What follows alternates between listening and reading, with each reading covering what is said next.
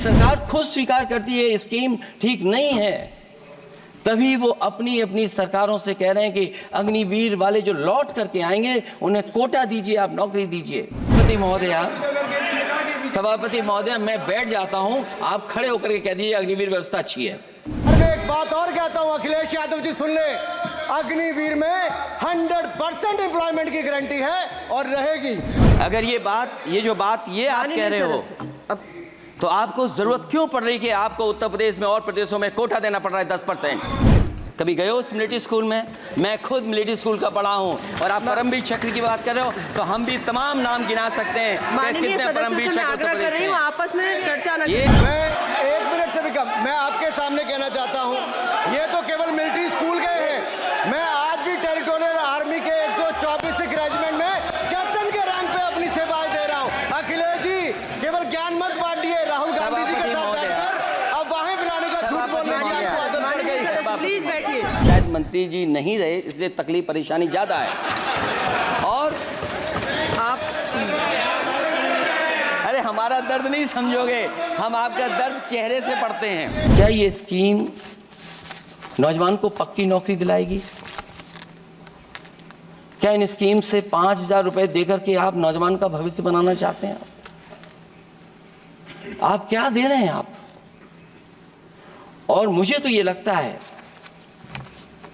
कि जो work force आप बना रहे हैं ट्रेनिंग देकर के सरकार के पैसे से, अंतोगत्वा इनको भी एक्सप्लॉइट वही लोग करेंगे, उद्योगपति। आखिरकार जब इतनी टेक्निकल, इतनी ट्रेन फोर्स होगी, तो आप ये मुझे बताइए कि उसके भविष्य क्या होगा? अगर इतने बड़े पैमाने पे आप ट्रेनिंग करा रहे हो, सरकार का बजट उसमें खर्च हो रहा है, तो सभापति महोदय उनका भविष्य क्या होगा? 5 साल के बाद। और जो अग्निवीर वाली नौकरी है, सभापति महोदय, कोई भी नौजवान जो फौज के लिए तैयारी करता है वो कभी स्वीकार नहीं कर सकता। जब पहली बार ये स्कीम आई थी अग्निवीर, उस समय बड़े बड़े उद्योगपतियों से ट्वीट कराया गया था कि अग्निवीर से अच्छी कोई योजना नहीं है, इनको हम नौकरी दे देंगे, हम अपने यहां रख लेंगे। और शायद सरकार में बैठे लोगों को यह बात याद होगी, क्योंकि सरकार खुद स्वीकार करती है स्कीम ठीक नहीं है, तभी वो अपनी अपनी सरकारों से कह रहे हैं कि अग्निवीर वाले जो लौट करके आएंगे उन्हें कोटा दीजिए, आप नौकरी दीजिए।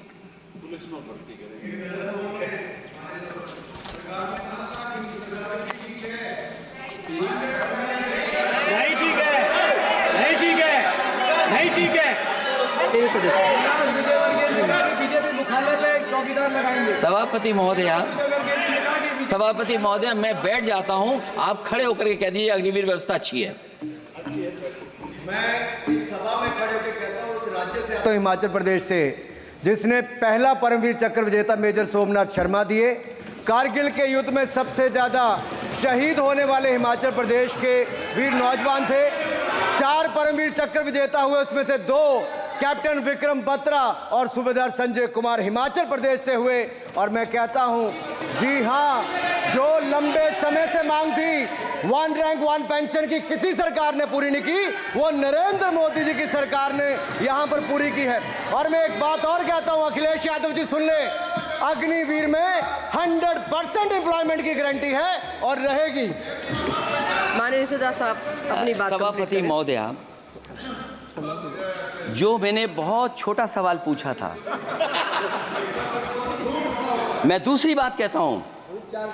अगर ये जो बात आप कह रहे हो, तो आपको जरूरत क्यों पड़ रही कि आपको उत्तर प्रदेश में और प्रदेशों में कोटा देना पड़ रहा है 10%? सभापति महोदय, बैठिए।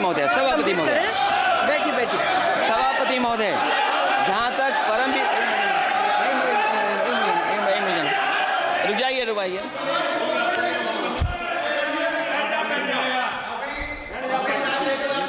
अरे सुनने दो।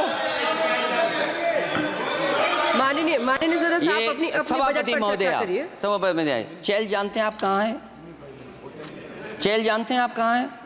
कभी गए हो उस मिलिट्री स्कूल में? मैं खुद मिलिट्री स्कूल का पढ़ा हूँ। और आप परमवीर चक्र की बात कर रहे हो तो हम भी तमाम नाम गिना सकते हैं कि माननीय कितने परमवीर सदस्यों से मैं चक्र आग्रह कर रही हूँ आपस में चर्चा न करें।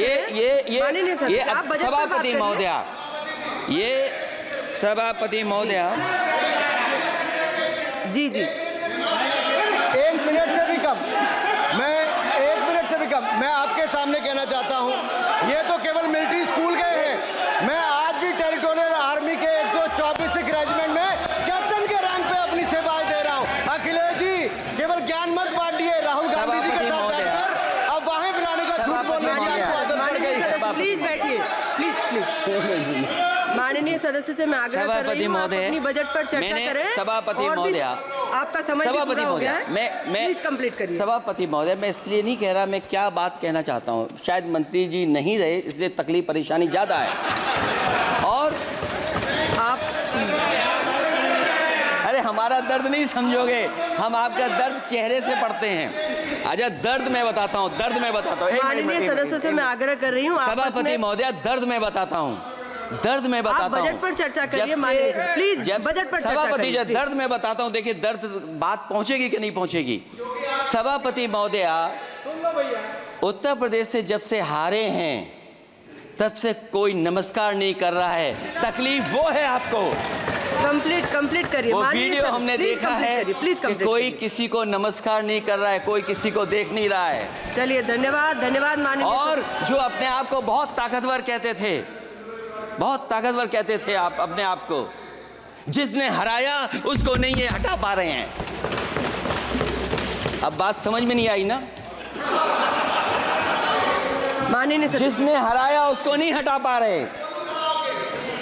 और अगर सभापति महोदय, अग्निवीर व्यवस्था समाजवादी लोग स्वीकार ही नहीं कर सकते। आप बजट पर पूरी अपनी बात सभापति रखिए। महोदया, अग्निवीर स्वीकार नहीं कर सकते। आप अपनी जब भी चर्चा हम रखिए, सत्ता में आएंगे, साल 2 साल, ये चलने वाली सरकार नहीं है, गिरने वाली सरकार है, याद रखना आप। माननीय सदस्य, और देखिए आप क्यों नहीं समझ रहे हो, साइकिल हमारा चुनाव चिन्ह है, साइकिल ही आपको सरकार चलवा रही है। जिस दिन साइकिल हट गई आप कहाँ बैठे मिलोगे। और दूसरे हमारे साथी हैं जो हमें लेकर के यहाँ लाए थे। माननीय सदस्य से मैं आग्रह कर रही हूँ कंप्लीट करिए। सभापति महोदय, मैं 2-3 बातें कहता हूँ यूपी को लेकर के मैं मांग करता हूँ। कंप्लीट करिए आप। सभापति महोदया, चंबल एक्सप्रेस वे बनना चाहिए, क्योंकि देश का सबसे बड़ा एक्सप्रेस वे जो 1 लाख करोड़ का बना है वो दिल्ली मुंबई से है। और यूपी को क्यों नहीं जोड़ रहे हैं आप? गंगा को लेकर के सब चिंतित हैं। गंगा की सफाई अभी नहीं हुई है। जो बजट गया पता नहीं कहाँ चला गया, किसी को नहीं पता। जैसे पानी बहा वैसे ही बजट भी चला गया। दूसरा, क्योंकि मंत्री जी बैठे हैं, वो जानते होंगे मंत्री जी कि देश की सबसे अच्छी लाइन सफारी बनी है इटावा में। और उस लाइन सफारी को बनाने में हम लोगों को बहुत समय लगा, क्योंकि एक लाइन सफारी, एनिमल सफारी अगर बननी हो उसको बनाने में बहुत टाइम लगता है, बहुत जगह से परमिशंस लेनी पड़ती हैं। हम लोगों को परमिशंस नहीं मिली। और क्योंकि वो प्रोजेक्ट अच्छा है, एशियाटिक लाइन्स की ब्रीडिंग शुरू हो गई वहाँ पर। ये सरकार इसलिए नहीं शुरू करना चाहती है क्योंकि वो समाजवादियों ने बनाई है। पहली बार देश में एशियाटिक लाइन्स पैदा हो रहे हैं। नहीं, वहाँ पर इटावा में पहली बार हो रहे हैं। और वो इसलिए नहीं शुरू कर रहे हैं। और वो शेर मैं बता दूं आपको, शेर आया था कि कोई और आया था, वो कहानी मैं नहीं पढ़ूंगा यहाँ पर। फिर मैं बोल दूंगा तो फिर कहोगे कि क्या बोल दिया मैंने, इसलिए मत बुलवाइए तो ही अच्छा है। कि कुछ तो धन्यवाद माननीय सदस्य, धन्यवाद। कुछ मत बुलवाइए मुझसे। सभापति महोदय, मैं ये कहना चाहता हूँ कि लाइन सफारी, एनिमल सफारी उस क्षेत्र की, यूपी की प्राइड है वो, कि पहली बार ब्रीडिंग सेंटर एशियाटिक वहाँ पर बन गया है। दिल्ली की सरकार और यूपी की सरकार मिलकर के उसको शुरू नहीं होने दे रही है। मुझे उम्मीद है कि उसको शुरू करवा देंगे आप। और आखिरी में मैं कहता हूँ, चलते चलते आप 2 लाइनें कहता हूँ। बुनियाद को नकार कर जो इमारतें उठाएंगे, हम भी देखते हैं वो किस मंजिल तक जाएंगे। धन्यवाद। बहुत बहुत